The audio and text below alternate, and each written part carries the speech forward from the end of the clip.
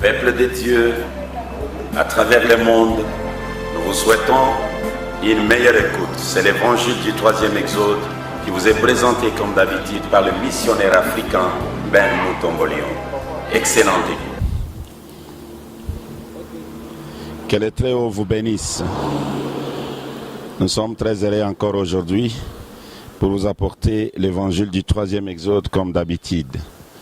Aujourd'hui, nous allons vous parler sur les consolateurs promis par Jésus-Christ.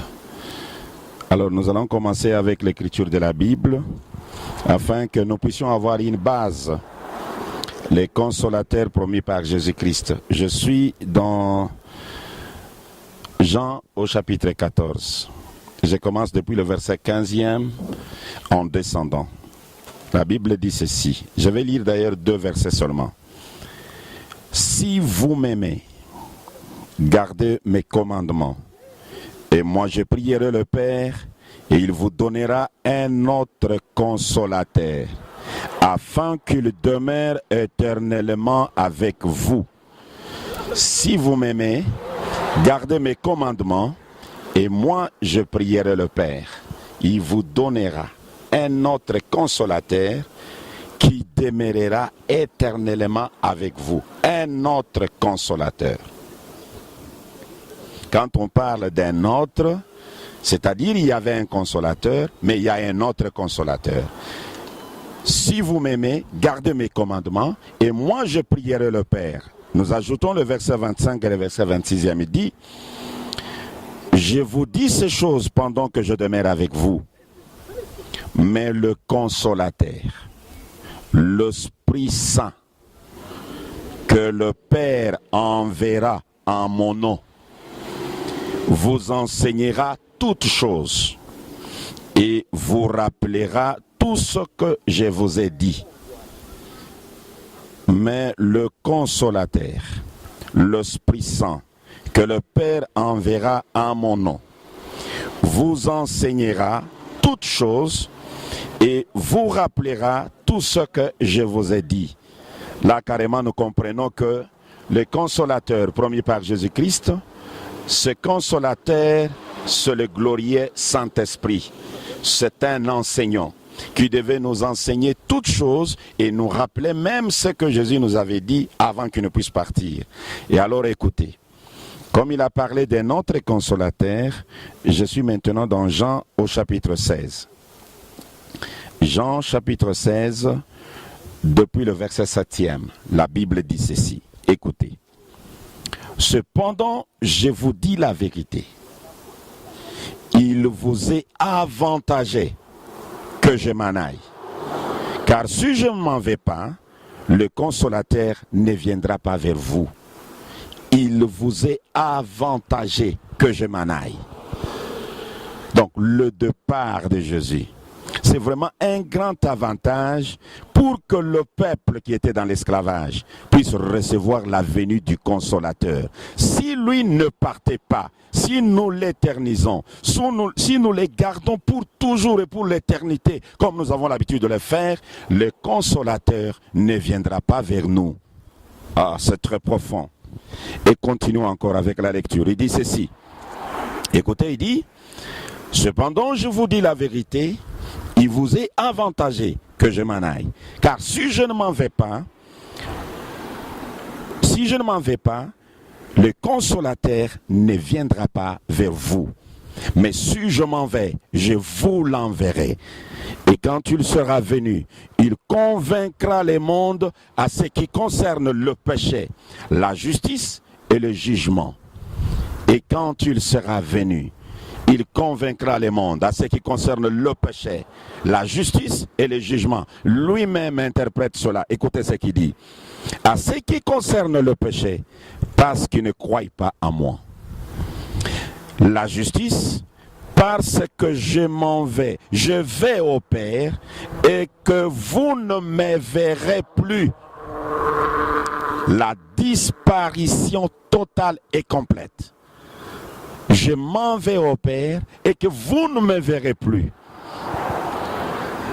C'est lui-même qui prophétise sa disparition totale. C'est lui-même qui montre, ce n'est pas Ben qui dit aujourd'hui qu'il a disparu complètement et totalement. Mais il dit la justice parce que je vais au Père et que vous ne me verrez plus. Le jugement parce que le prince de ce monde est jugé. J'ai encore beaucoup de choses à vous dire, mais vous ne pouvez pas les porter maintenant. C'est pas là que nous disons à l'humanité que réellement Jésus était venu, mais il ne nous avait pas donné toute la vérité. Il ne nous avait pas donné toute la parole. Il avait beaucoup de choses qu'il devait nous donner, mais qu'il n'avait pas donné. Écoutez ce qu'il dit. J'ai encore beaucoup de choses à vous dire, mais vous ne pouvez pas les porter maintenant. Mais, quand le consolateur sera venu, l'esprit de vérité, il vous conduira dans toute la vérité. Car il ne parlera pas de lui-même, mais il dira tout ce qu'il aura entendu et il vous annoncera les choses à venir. Quand le consolateur sera venu, il vous conduira dans toute la vérité. Pareillement, nous avons besoin de la venue du consolateur. C'est un grand avantage et c'est une grande bénédiction. C'est ainsi qu'aujourd'hui, avec l'évangile du 3e exode, qui réveille tous les démons de leurs draps, mais qui vous conscientise d'un changement réel et radical intervenu dans le domaine de la religion, nous avons pensé prendre les consolateurs afin que nous puissions vous amener à comprendre et à voir que réellement vous avez besoin d'un autre consolateur à part celui que vous connaissiez. Et l'évangile du 3e exode va vous aider à les découvrir au jour d'aujourd'hui. Ok, ainsi donc, comme nous venons de le lire dans la Bible, il nous est avantagé que Jésus puisse partir pour la venue du consolateur. Et lui-même, en parlant du consolateur, il dit toujours quand tu le seras venu. Quand tu le seras venu. Il, c'est toujours un pronom personnel. Quand tu le seras venu, il vous enseignera, il vous conduira dans toute la vérité. C'est ainsi que nous avons pensé, comme la Bible le déclare. Je vais le lire tout à l'heure là, avant que je puisse tendre la main au prophète pour qu'il puisse nous donner l'interprétation de toutes ces écritures. J'aimerais que vous puissiez ensemble avec moi découvrir ce que la Bible dit ici dans Amos. Dans Amos, je vais lire quelque chose là-dedans. Amos chapitre 7. Il y a une déclaration là-bas qui va nous aider à pouvoir nous positionner.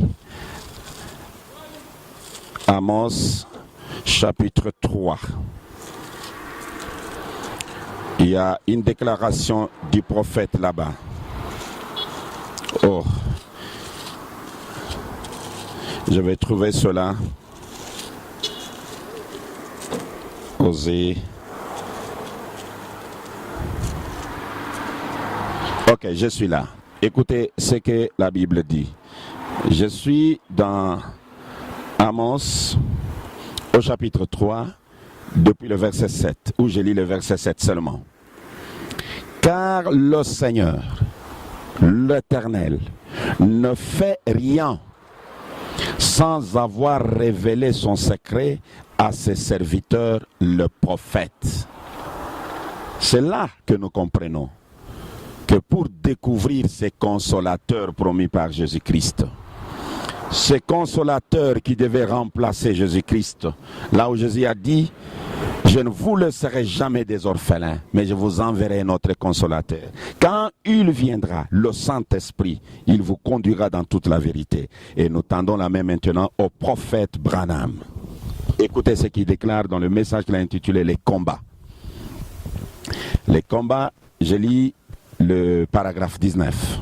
Il dit « Vous savez, beaucoup disent aujourd'hui que le diable n'existe pas. Et ils croient que c'est seulement une pensée. C'est simplement une pensée. Ils croient cela.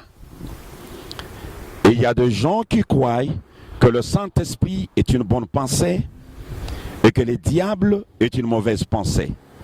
Or, nous remarquons que lorsque la Bible parle du Saint-Esprit, Dieu dit quand il sera venu, quand le Saint-Esprit sera venu. Il est un pronom personnel. Voyez-vous, ainsi, c'est une personne. Et le diable est une personne, et les démons sont des personnes, et le Saint-Esprit, c'est une personne. Le consolateur. De la même manière que Jésus pouvait trouver les gens dans les deuils, il vient là-bas, il ressuscite les morts. Il trouve quelqu'un avec les yeux, il ne voit pas, un aveugle, il lui donne la vie.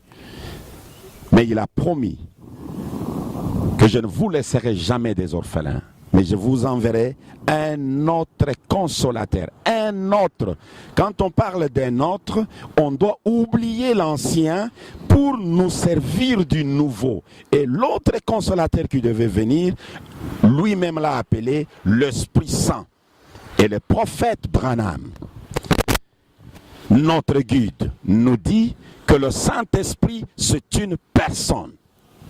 Si le Saint-Esprit, c'est une personne, nous n'aurons des apôtres, là, lorsqu'ils étaient là à l'attente de la venue du Saint-Esprit, ils avaient resté des langues de feu sur la tête de chacun d'eux. Est-ce que c'est le Saint-Esprit? Si c'est celui-là, le Saint-Esprit, alors c'est quel genre de personne il s'agit?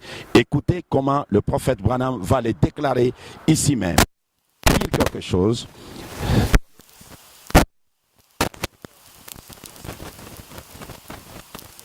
Une déclaration là-bas. Donc, qu'est-ce que le Saint-Esprit?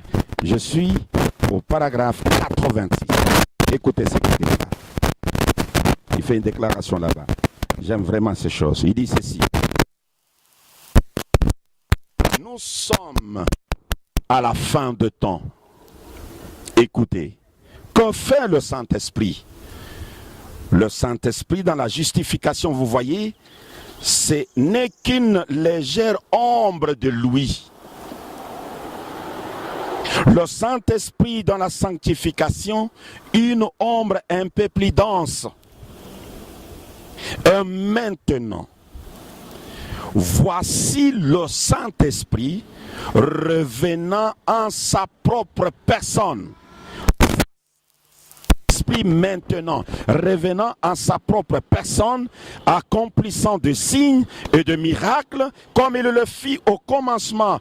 Oh, gloire à lui! Si vous voulez me traiter des fanatiques, vous pouvez commencer tout de suite. Du temps des apôtres, du temps de Luther, c'était l'ombre du Saint-Esprit. C'était juste l'ombre du Saint-Esprit. C'est pourquoi la Bible l'a appelé le gage de notre salut. Le gage du Saint-Esprit. Ce n'était pas la personne du Saint-Esprit, mais c'est maintenant que le Saint-Esprit vient dans sa personne. Ah, ajoutons encore quelque chose. Écoutez ce qu'il déclare. J'ai voulu vous apporter ceci là où se trouvent les esclaves. Lorsque vous voyez ces esclaves, comprenez que là où vous êtes, vous pouvez être un esclave, mais sans le savoir. Mais vous avez besoin d'un consolateur. Vous avez besoin de quelqu'un qui peut vous de toutes ces chaînes d'esclavagisme. Et celui qui peut vous libérer, c'est le consolateur promis par Jésus-Christ. Est-ce que vous l'avez reconnu? Écoutez ce qu'il déclare. Je suis maintenant dans le chef-d'œuvre. Je vais lire quelque chose là-dedans. Chef-d'œuvre. Puis au paragraphe 136, le chef-d'œuvre. Le paragraphe 136, le grand prophète déclare ceci. Comme Dieu ne fait rien sans avoir révélé la vérité à ses serviteurs, le prophète, nous avons eu la chance de recevoir le plus grand prophète depuis que le monde est monde. Depuis Enoch jusqu'à nos jours, personne ne peut lui être comparé. Et lui nous donne un esprit. Écoutez ce qu'il déclare. Je suis dans le chef-d'œuvre, le paragraphe 136. Je lis depuis le premier depuis le début. Remarquez ici la vie qui était dans la balle dans la tige, dans l'aigrette, dans la balle. Tout ça, ça se ressemble dans la sémence. Et la vie qui était dans la tige a servi, l'une a servi à former l'autre. La justification a ouvert la voie à la sanctification. La sanctification a ouvert la voie au baptême du Saint-Esprit. Et le baptême du Saint-Esprit a ouvert la voie au Saint-Esprit lui-même pour qu'il descende dans sa perfection en ramenant la parole du nouveau pour pouvoir se manifester. Le Saint-Esprit qui revient dans sa personne. La personne du Saint-Esprit, la personne du glorieux Saint-Esprit, le consolateur promis par Jésus-Christ, qui devait venir au temps de la fin. Et quand lui devait venir, il devait nous conduire dans toute la vérité, révéler les sceaux, jusqu'au 7e, révéler les 7 tonnerres, révéler les choses que même Jésus ne connaissait pas, afin de nous consoler. Et en nous consolant, il devait nous apporter réellement la vraie consolation. J'aimerais que lorsque nous allons terminer cet enseignement sur le consolateur, que je puisse vous parler maintenant de ses œuvres, des œuvres qu'il a accomplies, et vous allez comprendre que vous avez été béni en recevant le Saint-Esprit, ou vous avez été maudit en le rejetant. Qui est le Saint-Esprit? La personne du Saint-Esprit qui est revenue en ce temps de la fin. J'aimerais que nous puissions maintenant commencer à lire le prophète encore pour les dessiner avec les Saintes Écritures, et je crois que vous soyez ici au Congo démocratique, que vous soyez aux États-Unis d'Amérique, que vous soyez à Danemark ou je ne sais pas où est-ce que vous vous retrouvez, vous devez tomber sur votre face devant le Saint-Esprit et l'adorer, parce qu'il est le consolateur que Jésus avait promis. Oh, beaucoup de gens ne croient pas aux promesses que Jésus avait faites, mais nous sommes là avec l'évangile du 3e exode pour vous amener à reconnaître cela et à croire cela. Nous allons maintenant commencer à lire les Saintes Écritures pour voir comment le prophète dessine la personne du Saint-Esprit. Je vais commencer avec une déclaration. Vous, le lecteur du message, écoutez ce qu'il déclare. Je suis dans le message qu'il a intitulé « L'union invisible ». L'union invisible, le paragraphe 137 et le paragraphe 138. Il dit ceci. Vous dites, je suis un membre de l'Église. Caïn l'était aussi. Ève aussi. La Bible prédit que dans le dernier jour, la Odyssée serait pareille. Le seul Saint-Esprit sondait votre conscience.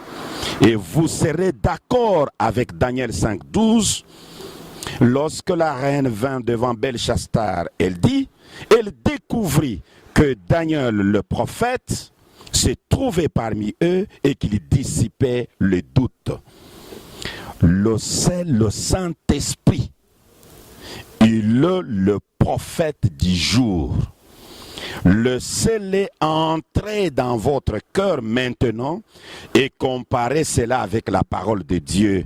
Il dissipe tous les doutes.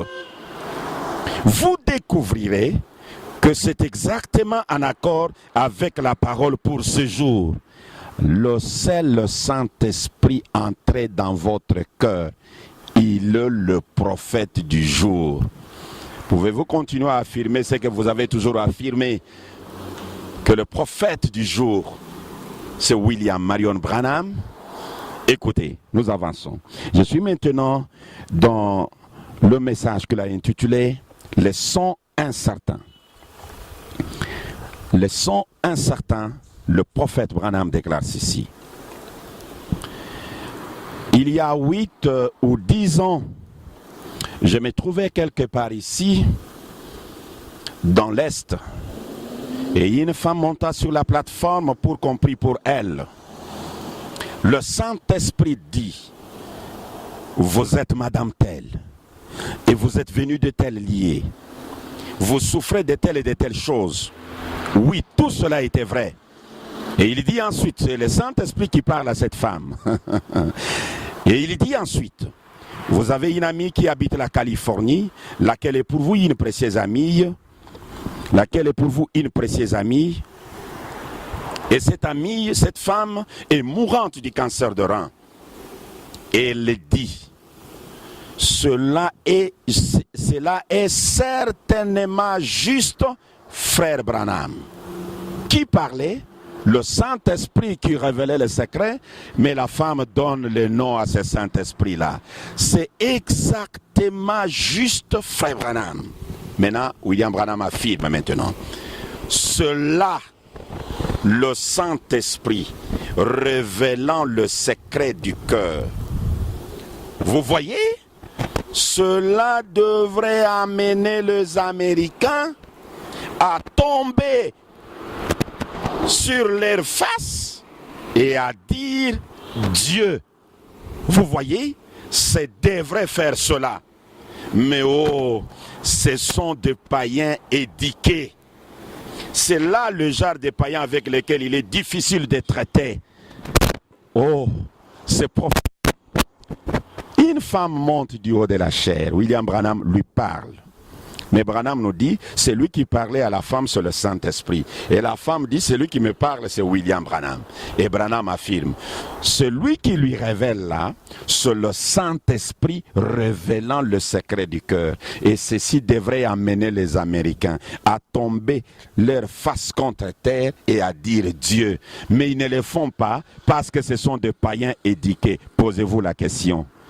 Vous qui avez vu, qui avez lu, qui avez écouté, qui avez visualisé même la profondeur après la profondeur, voyant un homme, discernant le penseur de cœur, est-ce que vous êtes tombé face contre terre pour l'appeler Dieu ou vous raisonnez? Un païen éduqué, là c'est le prophète lui-même que vous qualifiez de cette manière. Je voudrais ajouter encore une déclaration. Écoutez ce qu'il déclare.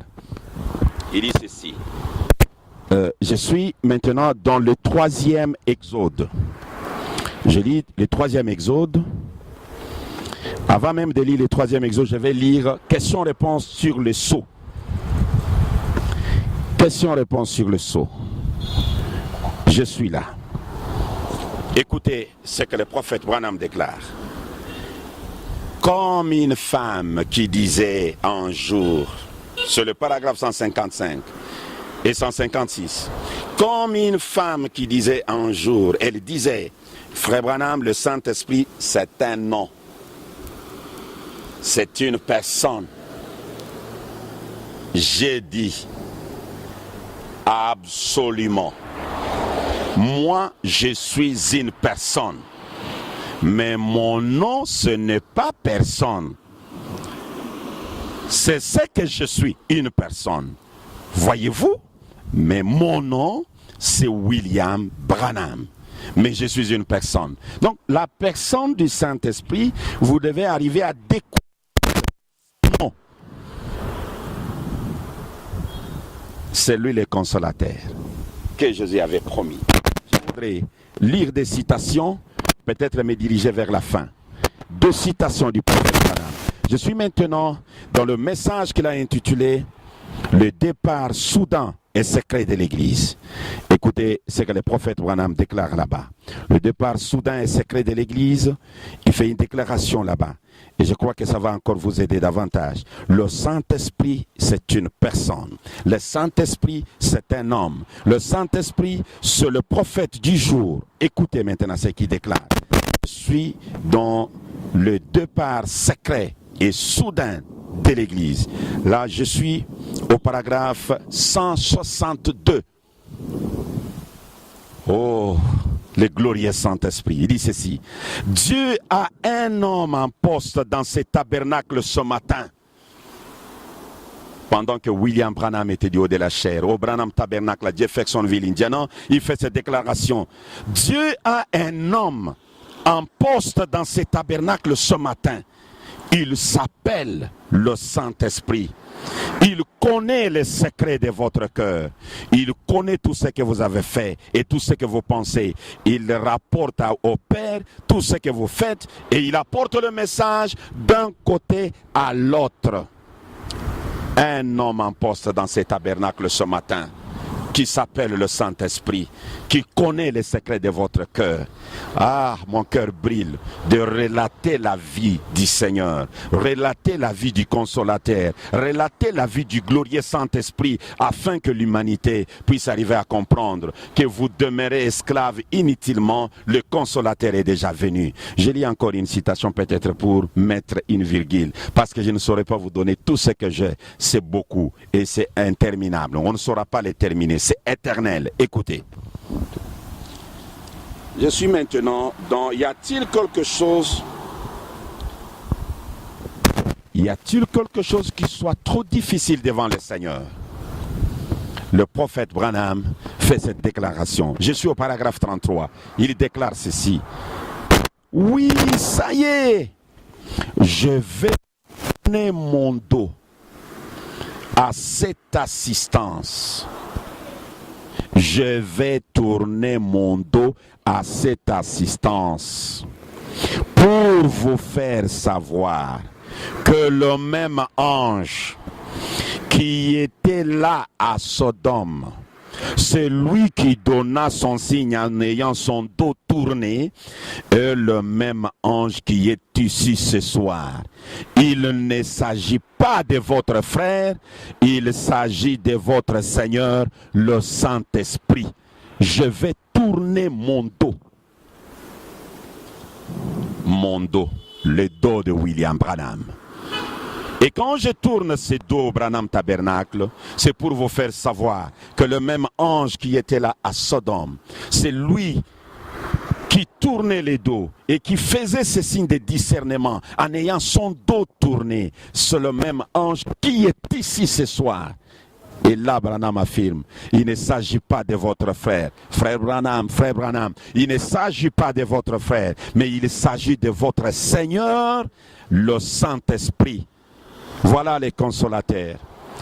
Voilà celui que Jésus avait promis. Voilà l'enseignant. C'est lui qui doit porter l'enseignement. C'est ainsi que vous allez voir le pasteur aujourd'hui. Que vous soyez dans le message d'une manière claire, que vous ne soyez pas dans le message, il lise les messages de William Branham. Parce que c'est lui l'enseignant que Jésus avait promis. C'est lui le consolateur que Jésus avait promis. Et les voilà, il est déjà arrivé. L'avez-vous accepté? L'avez-vous crié? Avec l'évangile du 3e exode, ça vous conscientise de ce changement réel et radical intervenu dans les domaines de la religion. Et ça chasse de tout votre cœur, toute ignorance, et ça vous amène à reconnaître le seul vrai Dieu, l'adorable. Que le Très-Haut vous bénisse. Peuple de Dieu, à travers le monde, nous vous souhaitons une meilleure écoute. C'est l'évangile du 3e exode qui vous est présenté comme d'habitude par le missionnaire africain Ben Mutombolion. Excellente écoute.